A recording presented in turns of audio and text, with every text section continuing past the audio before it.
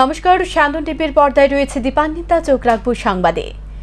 শুক্রবার রাজধানীর নেতাজি সুভাষ বিদ্যানিকেতনের পক্ষ থেকে চলতি বছরের মাধ্যমিক এবং উচ্চ মাধ্যমিকের কৃতী ছাত্র ছাত্রীদের সংবর্ধনা দেওয়া হয়। উপস্থিত ছিলেন রাজ্যপাল ইন্দ্রসেনা রেড্ডি নাল্লু, সমাজসেবী রাজীব ভট্টাচার্য, প্রধান শিক্ষিকা সহ অন্যান্যরা। স্কুল প্রাঙ্গণে আয়োজিত অনুষ্ঠানে রাজ্যপাল বক্তব্য রেখে বলেন, আজকে এই অনুষ্ঠানটি কৃতী ছাত্র ছাত্রী এবং তাদের শিক্ষক শিক্ষিকা সহ অভিভাবকদের জন্য অত্যন্ত গুরুত্বপূর্ণ একটি দিন। রাজ্যপাল বলেন, তাদের অত্যন্ত ভালো ফলাফল প্রশংসনীয়। তারা আগামী দিন বহুদূর এগিয়ে যাবে বলে আশা ব্যক্ত করেন রাজ্যপাল। It is a very great honor to stand here today and speak in front of you all on this special occasion.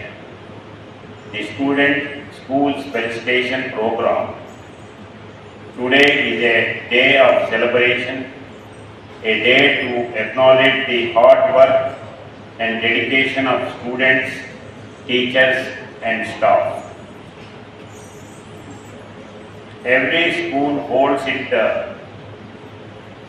felicitation celebrations on a specified date, typically to honor its students and their dedication, as well as to serve as a forum for them to felicitate them. Students who performed well and showcase their strong talents. সাত সকালে উদয়পুর প্রাক্তন CPIM বিধায়কের বাড়ির সামনে একটি drain থেকে মৃতদেহ উদ্ধার। গোটা ঘটনাকে কেন্দ্র করে উদয়পুর মহকুমা জুড়ে ব্যাপক চাঞ্চল্য ছড়িয়েছে। উদয়পুর গোমতীপল্লী এলাকায় স্থানীয়রা শুক্রবার সকালে প্রাতঃভ্রমণে বের হয়ে দেখতে পায় রাস্তার পাশে থাকা ড্রেনে একটি মৃতদেহ ভাসছে। এ দৃশ্য দেখে সঙ্গে সঙ্গে চিৎকার শুরু করে। পরবর্তী সময় খবর দেওয়া হয় আরকেপুর থানায়। পুলিশ ঘটনা সম্পর্কে জানতে পেয়ে সঙ্গে সঙ্গে ঘটনাস্থলে ছুটে আসে। ঠিক তারপরে তদন্ত শুরু করে পুলিশ। জানা যায়, মৃত ব্যক্তির নাম মুক্তার হোসেন, বাড়ি ছনবন মসজিদ সংলগ্ন এলাকায়। গত 3 দিন ধরে নিখোঁজ ছিল মুক্তার হোসেন। পরিবারের লোকজনরা বিভিন্ন জায়গায় খোঁজ খবর করেও তার খোঁজ পায়নি। অবশেষে শুক্রবার সকালবেলায় ড্রেনের মধ্যে তার মৃতদেহ উঠে আসে। পরিবারের লোকজনরা কান্নায় ভেঙে পড়ে। অভিযোগ করেছেন, এটা পরিকল্পিত খুন হতে পারে। কবে থেকে নিখোঁজ ছিল? আজকে 2 দিন ধরে নিখোঁজ। এখন কি দেখছেন আপনারা? এখন দেখছি আরেকজন আমাদের বাড়ির সাথে দেখছে আর কি, বলতেছে আমরা যে এমন এমন যাই দেখছি, এটা তো ভাইয়ের মতো লাগে। এতটা ভাই দেখছি না, ডেনে ময়রাপুরে রয়েছে। হ্যাঁ, ময়রাপুরে রয়েছে আর কি। নাম কি? মুক্তার হোসেন, বাড়ি সম্মান মসজিদের সঙ্গে। সম্মান মাদ্রাসা। 2 দিন ধরে নিখোঁজ আছে। আর এই জায়গাটা যে পাওয়া গেছে, জায়গাটার নাম কি? তো মাদ্রাসা বাড়ি গল্লি করে আর কি। সকালবেলা আমরা 8টা নাগাদ একটা খবর পাচ্ছি যে সনবনস্থিত মসজিদপট্টির কাছে একটা গোমতীপল্লী, এখানে একটা লোক ড্রেনে পড়ে রয়েছে। তো আমরা সঙ্গে সঙ্গে খবর পেয়ে আসি, এসে দেখি ঠিকই পড়ে রয়েছে, কিন্তু সে 17 তারিখ থেকে মিসিং। এখন আমরা পাইছি তারা ড্রেনের মধ্যে পড়ে রয়েছে। এখন দেখি আমরা পোস্টমর্টম ব্যবস্থা করতেছি, কী কারণে কেমনে পড়ছে। কতদিন ধরে ছিল মিসিং? 17 তারিখ সন্ধ্যার থেকে আছে মিসিং। কি নাম? মুক্তার হোসেন। বয়সটা কত? এবার 34 বা 35। প্রাথমিক অনুমানে কি বুঝতেছেন আপনারা পুলিশ? সে সবসময় ড্রাঙ্কার আসলো এবং সঙ্গে একটা মদের বোতলও পাওয়া গেছে। তবে পুলিশ গোটা বিষয়ে একটি অস্বাভাবিক মৃত্যুর মামলা হাতে নিয়ে তদন্ত শুরু করেছে। স্যান্দন টিভি। বিস্ফোরণে কেঁপে উঠল পুলিশের সদর কার্যালয় এলাকা। আহত দম্পতি। ভয়ঙ্কর এক ঘটনায় ব্যাপক চাঞ্চল্য সৃষ্টি হয় গোটা এলাকায়। বৃহস্পতিবার রাতে বিকট শব্দে কেঁপে উঠল রাজধানীর পুলিশ সদর কার্যালয় সংলগ্ন এক বহুতল ভবন। বিস্ফোরণে ত্রিতল থেকে মাটিতে পড়ে গুরুতর আহত হয় দম্পতি। তারা এদিন বিস্ফোরণে দেওয়ালে এবং জানালার গ্রিল ভেঙে ত্রিতল থেকে মাটিতে পড়ে যায়। এই বিকট শব্দে আশপাশের মানুষজন ঘুম থেকে উঠে ফ্ল্যাট থেকে বের হয়ে দেখে স্বামী স্ত্রী দুজনে মাটিতে পড়ে বাঁচাও বাঁচাও বলে চিৎকার করছে। খবর পেয়ে ঘটনাস্থলে ছুটে আসে জয়নগর ফায়ার স্টেশনের দমকল কর্মীরা। তার সাথে সাথে আহত দম্পতি ডক্টর বিশ্বনাথ সূত্রধর এবং রূপা সূত্রধরকে উদ্ধার করে নিয়ে যায় জেবি হাসপাতালে। অপরদিকে খবর পেয়ে ঘটনাস্থলে ছুটে আসে পুলিশ। দীর্ঘক্ষণ ঘটনাস্থল পরিদর্শন করে পুলিশ কোনো কিছুই আঁচ করতে পারেনি। তবে পুলিশ এতটা ধারণা করতে পেরেছে যে বৈদ্যুতিন কোনো বিস্ফোরণ হয়েছে। তবে স্থানীয়দের প্রাথমিক ধারণা হয়তো এসি বিস্ফোরণ হয়ে গুরুতর আহত হয়েছেন ড বিশ্বজিৎ সূত্রধর এবং তার স্ত্রী রূপা সূত্রধর। তারা আরও জানায়, বিকট শব্দ শুনতে পেয়ে ফ্ল্যাট থেকে বের হয়ে দেখে ধোঁয়ায় অন্ধকার হয়ে আছে। স্বামী স্ত্রী মাটিতে পড়ে চিৎকার করছে। তাদের শরীরের অনেকটা অংশ ঝলসে গেছে। ঘরের দেওয়াল ভেঙে পড়ে আছে। জানালার গ্রিল পর্যন্ত দুমড়ে মুচড়ে মাটিতে পড়ে আছে। তারা দম্পতিকে সাথে সাথে উদ্ধার করে খবর দেয় দমকল কর্মীদের। তবে যে বিস্ফোরণ হয়েছে সেটা প্রথমবার সাক্ষী হতে পেরেছেন বলে জানিয়েছেন স্থানীয়রা। তবে বিশ্বনাথ বাবুর মা গীতানাথের অবস্থা সংকটমুক্ত। তিনি বিকট শব্দ শুনে কিছু বুঝে উঠতে পারছেন না বলে জানান।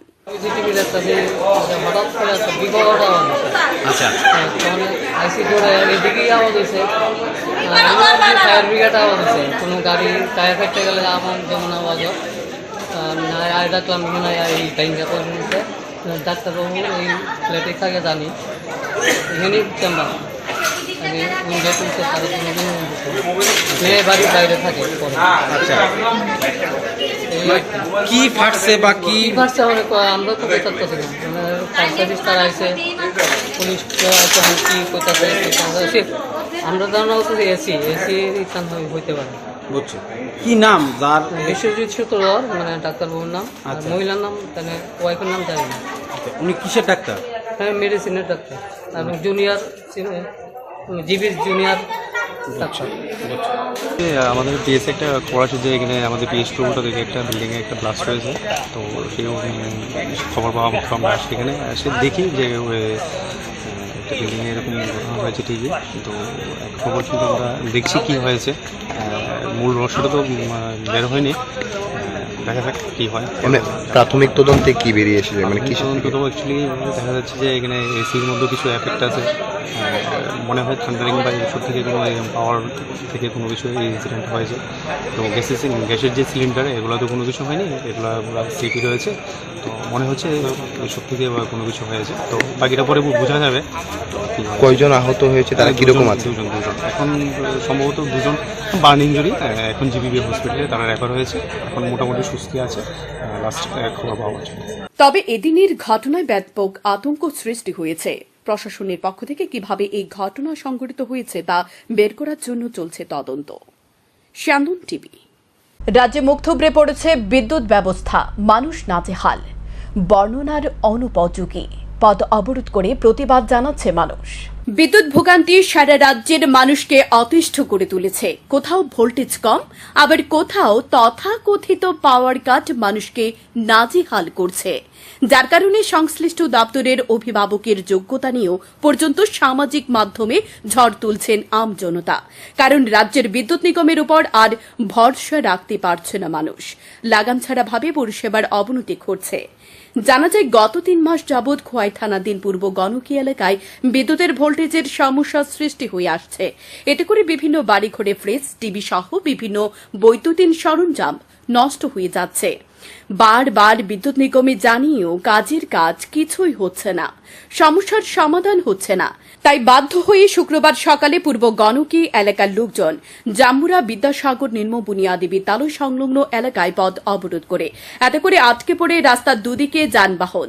ঘটনার খবর পেয়ে ঘটনাস্থলে ছুটে আসে জাম্বুরা গ্রাম পঞ্চায়েতের প্রাক্তন প্রধান সুশান্ত দেবনাথ। পরবর্তীতে ছুটে আসে বিদ্যুৎ দপ্তরের এসডিও নিহার দেববর্মা। সকাল 10টা থেকে কাজ শুরু হবে। এই আশ্বাসের পর এলাকায় দীর্ঘ 1.5 ঘণ্টার পর অবরোধ মুক্ত করে এলাকাবাসী। 4 মাস ধরে আপ ডাউন করার জিনিসপত্র সব নষ্ট হয়েছে, ফ্রিজ, তারপরে মোটর, তারপরে ফ্যান,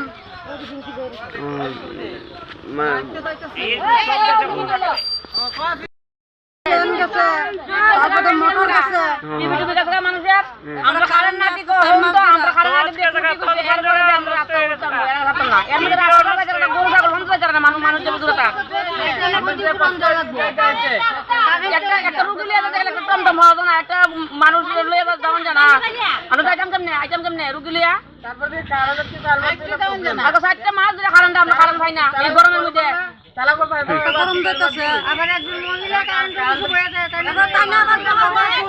তবে গোটা রাজ্যে এই সমস্যা দারুণভাবে বৃদ্ধি পেয়েছে।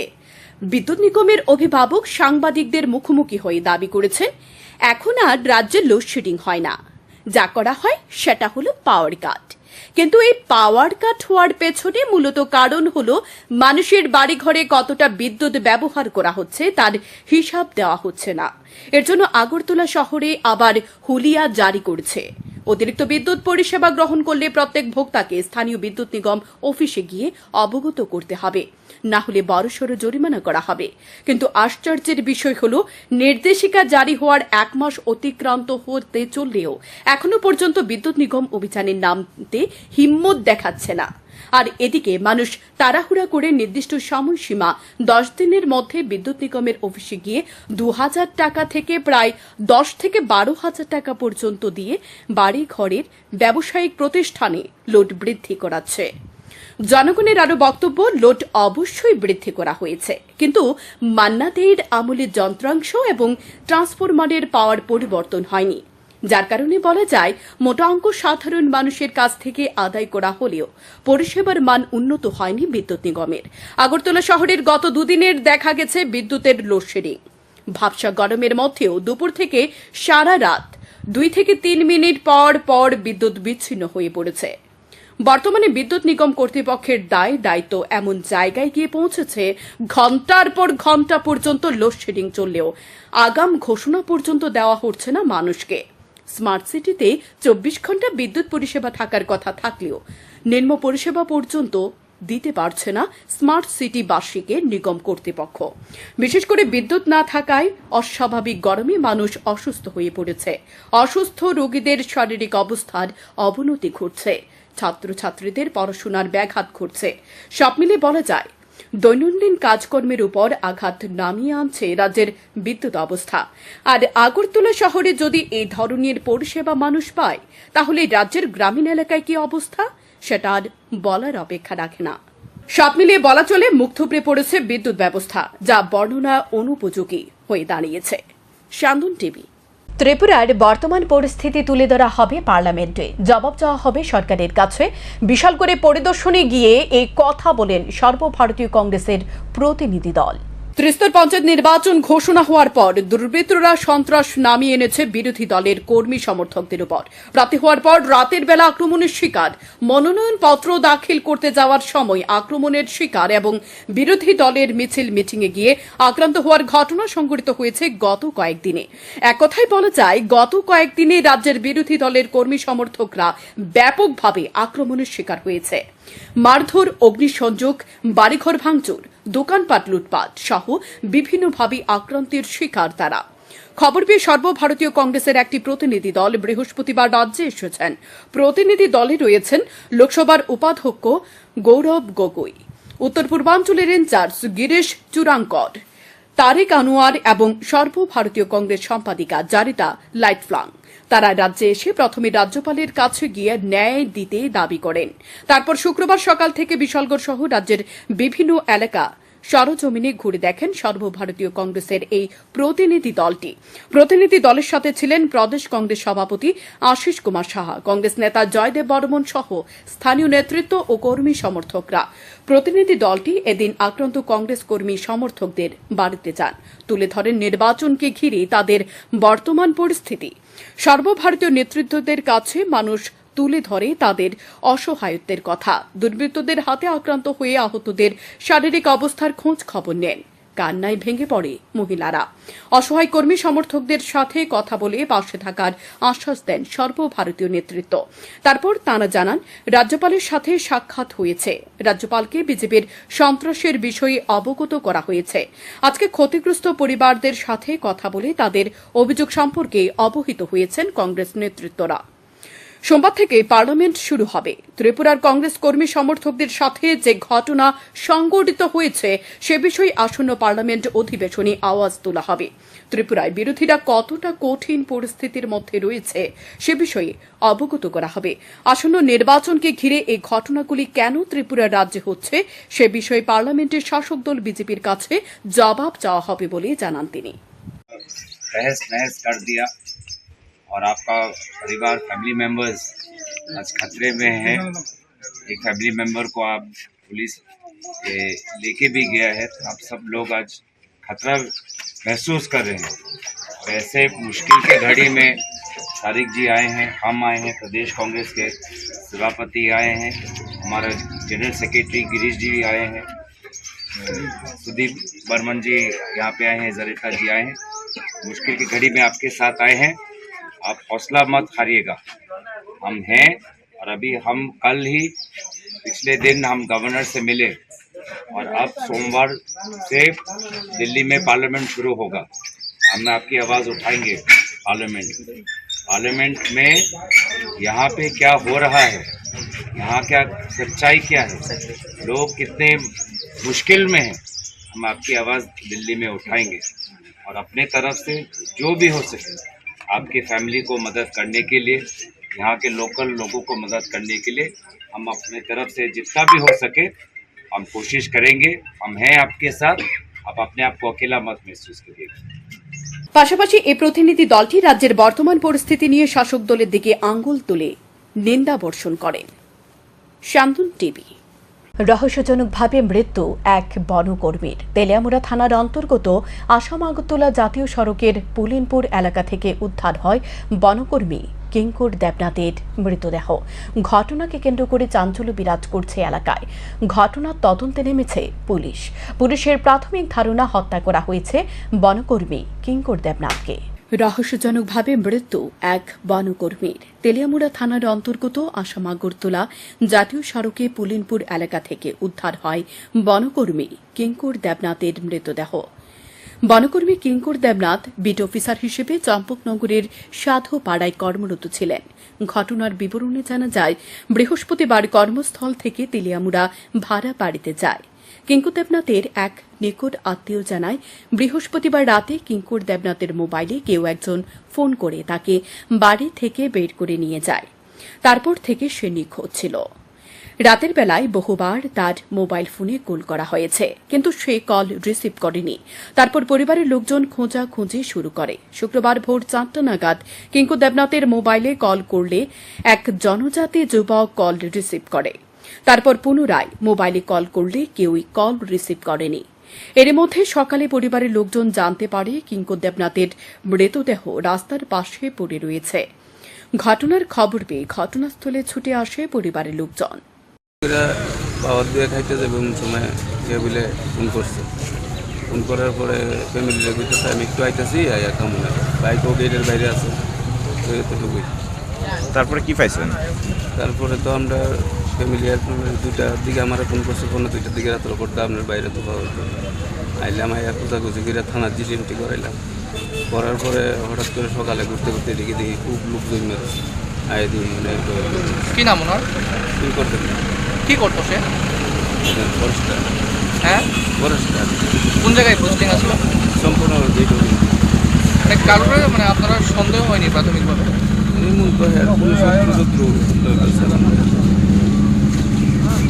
কি মনে করতেছেন, মানে কিভাবে হইতে পারে ঘটনাটা? মার্ডারই করতে মার্ডার কে বা কারা করতে পারে? মানে এইটা তো বাইরের কে ফোন করে নিছিল? এটাও তো ওখানে পুলিশ তদন্ত করে যদি ফোনটা তদন্ত করে যদি তারা বাইর করতে পারে। মোবাইল কি ওনার সাথে আছে? মোবাইল সাথে আসলো। ফোন তারা আমরা ফোন করার পরে 2টা কিন্তু ফোনও রিসিভ করছে, কিন্তু হে কথা কইছে না। আমার লগে যার কাছে মোবাইল আসলো ফোনে কথা কইছে এবং ট্রাইবেল ভাষাও কইছে, প্লাস কইতেছে রং নাম্বার ফোন রাখে। এদিকে ঘটনার খবর পেয়ে খোয়াই জেলার পুলিশ সুপার সহ বিশাল পুলিশ বাহিনী ঘটনাস্থলে ছুটে যায়। ঘটনাস্থলে নিয়ে যাওয়া হয় ফরেনসিক বিশেষজ্ঞদের। ফরেনসিক বিশেষজ্ঞরা ঘটনাস্থল থেকে নমুনা সংগ্রহ করার পর পুলিশ মৃতদেহ উদ্ধার করে ময়না তদন্তের জন্য হাসপাতালে নিয়ে যায়। জেলা পুলিশ সুপার সংবাদ মাধ্যমের মুখোমুখি হয়ে জানান, প্রাথমিকভাবে ধারণা করা হচ্ছে কিঙ্কর দেবনাথকে হত্যা করা হয়েছে। ময়না তদন্তের রিপোর্ট আসার পর কিঙ্কর দেবনাথের মৃত্যুর আসল কারণ জানা যাবে। তবে কিঙ্কর দেবনাথের মোবাইল ফোনটি পাওয়া যায়নি বলে জানান তিনি। हमको 5 o'clock को इन्फॉर्मेशन आई थी कि कोरिडोंग चाउमिनी से 1 किलोमीटर दूर हवाई बारी की तरफ एक बॉडी मिली है वहाँ पर। जब हम वहाँ पर गए यहाँ पर तो FSL की टीम हमने बुलाई है। इनका नाम है किंकर देवनाथ, अराउंड 40 ईयर इनकी एज है एंड ये चंपक नगर जो फॉरेस्ट नाका है वहाँ पर काम करते हैं। फॉरेस्टर है और बहुत सिंसियर ऑफिसर है, जैसे DFO साहब। अभी हमने FSL की टीम बताई है, वो भी क्लियर नहीं है, सस्पेक्टेड टू बी मर्डर है, लेकिन क्लियर उसमें मेडिकल पोस्टमार्टम के बाद ही। सर कुछ रीजन अभी तक नहीं, अभी तक रीज़न मालूम नहीं पड़ा। हमने इनका मोबाइल भी मिसिंग है, तो वो हम पता लगा रहे हैं कि क्या एक्चुअल रीज़न है इनका। उनके फैमिली मेम्बर के भी हमने स्टेटमेंट वगैरह रिकॉर्ड किए, उनको भी क्लियर नहीं है। कल जॉब के बाद में ये घर पे गए थे रात को 9-10 बजे, उसके बाद में बोला कि अपने दोस्त के पास में जा रहे हैं, तो उसके 10 o'clock के आसपास अपने दोस्त के पास में गए थे। किसके पास गए थे उन्होंने बताया नहीं अभी तक, तो वो हम पूरे स्टेटमेंट वगैरह रिकॉर्ड करने के बाद।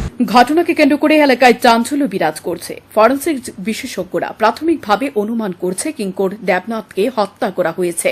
ঘটনার তদন্তে নেমেছে পুলিশ। এখন দেখার পুলিশ এই হত্যার ঘটনার কিনারা করতে পারে কিনা। স্যান্দন টিভি। এখনকার মতো সংবাদ এ পর্যন্তই। চোখ রাখুন স্যান্দন টিভির পর্দায়। নমস্কার।